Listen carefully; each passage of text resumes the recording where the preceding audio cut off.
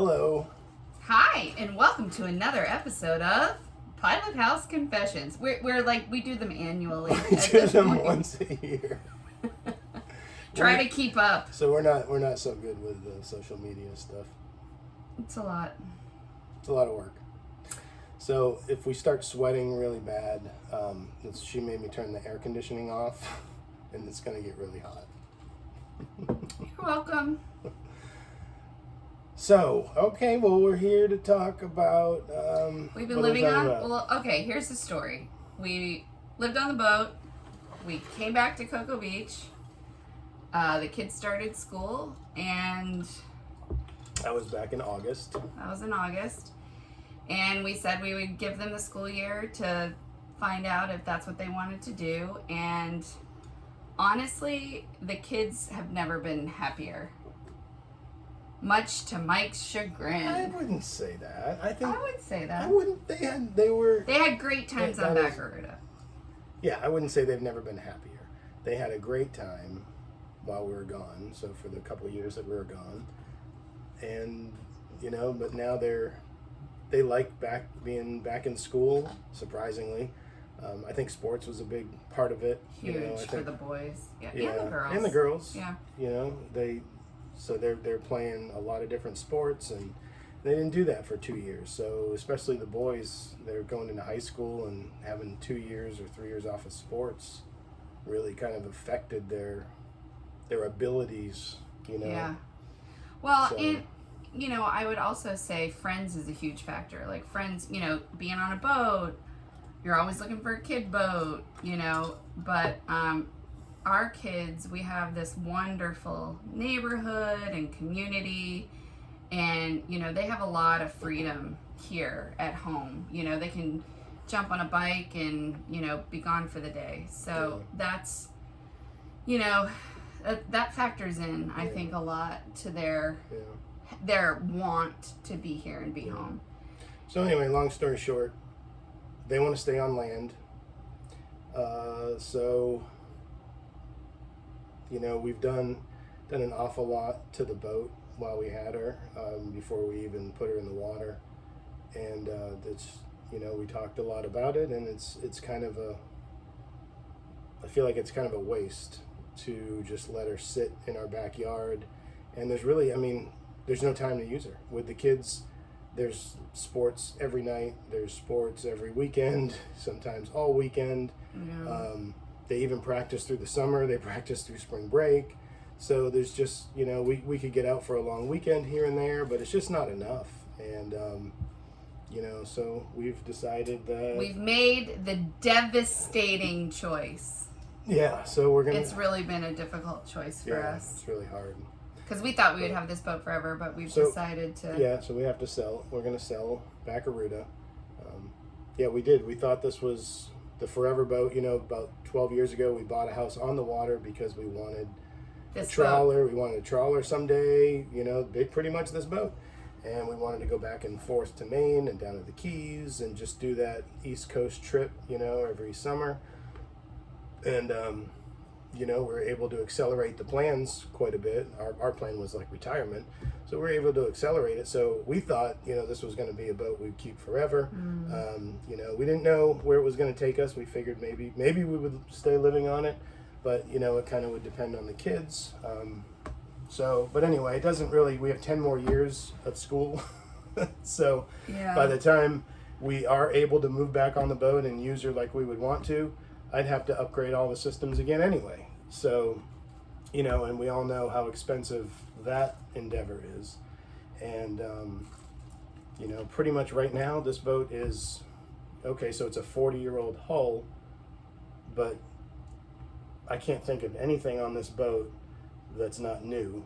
Yeah, besides the rig. Mike is very methodical, and so everything got an overhaul.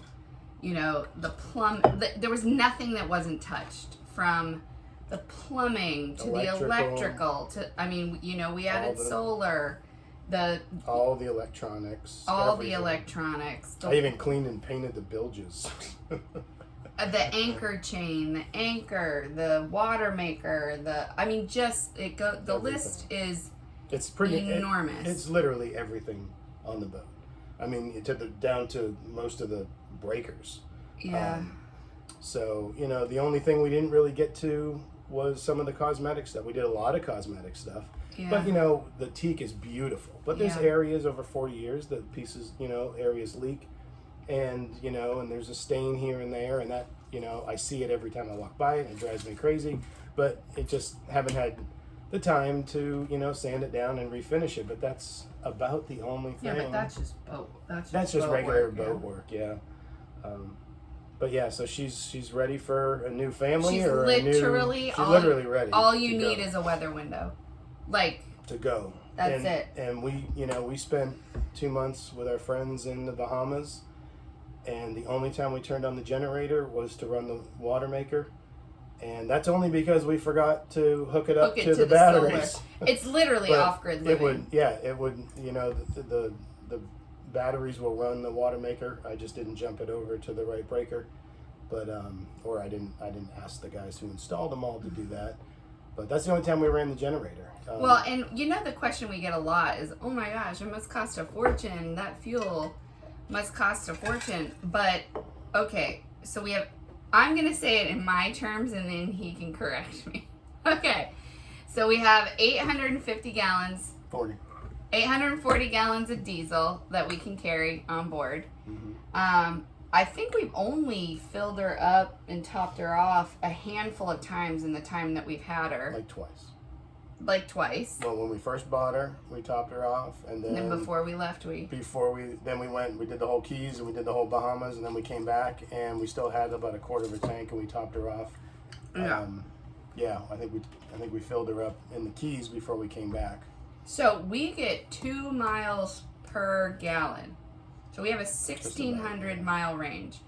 Depending on what you run around. Well, we run her at 17 to 1,800 RPMs, and we get, depending on conditions, anywhere from 6.5 to 7.5, sometimes 8 knots. 12 knots in the Gulf 12 knots Stream. in the stream on the way back. That was awesome. But yeah, I mean, our fuel efficiency is one of the reasons we bought this boat and bought these engines, because, there's other boats that are this big and have, newer engines, bigger engines, whatever, but they also suck down. I mean, quickly you can get into a boat it's hundreds of dollars an hour. Yeah, if you can afford a boat that's sucking, that's going 18 knots and pulling 20 gallon, 30 gallons an hour, I mean, go for it. We couldn't do that. What did they just catch? A stingray? Is that a flounder? Is that a flounder? I'm sorry, we're watching. It's a stingray. Oh, it's a stingray. Yeah. Sorry, we're watching people fish off their dock. Airbnb. Anyway, it's so hot in here. Yeah, I'm, because you made me turn the air AC off. My off. God. See what we do for you people?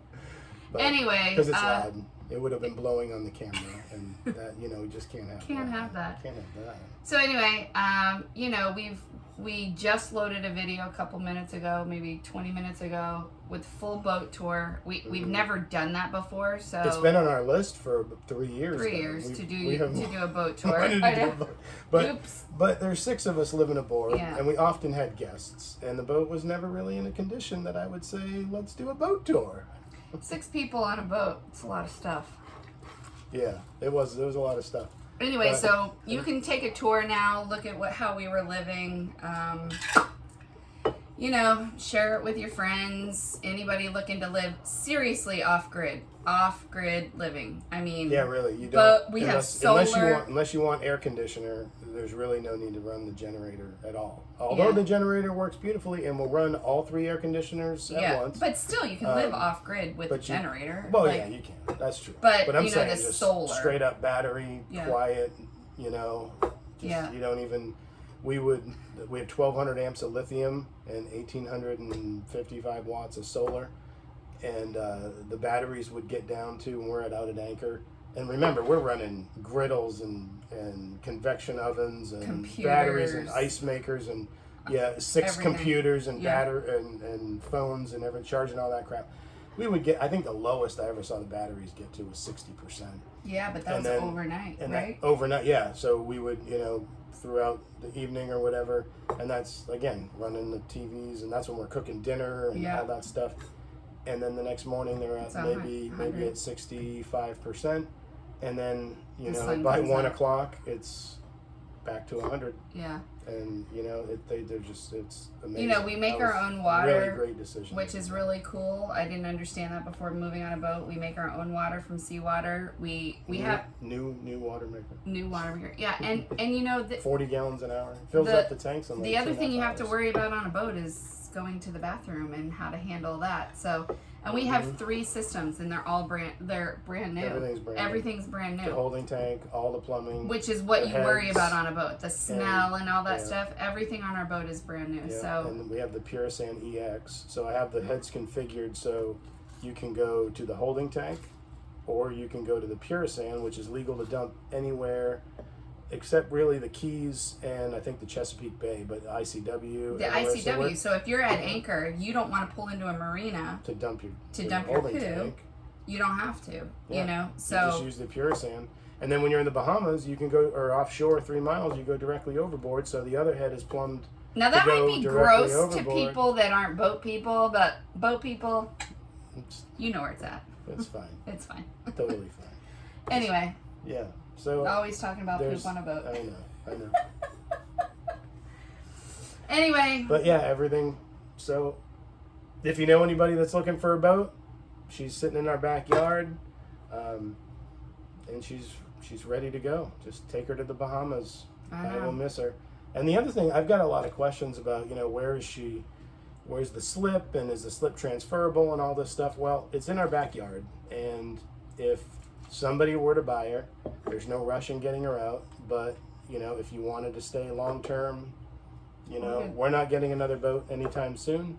So we can certainly come to some sort of deal where you rent the dock. We have the shore power, we have water. And we can also keep an eye on it. And then, then I can also help keep an eye on it. I mean, you obviously have to I set foot on it every day. Actually, because we come to the boat to get our drinking water.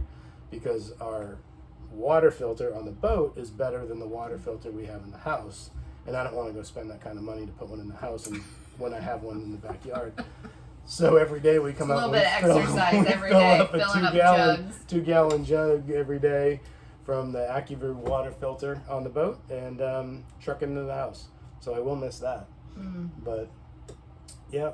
Anyway, it was a gut-wrenching decision. Yeah.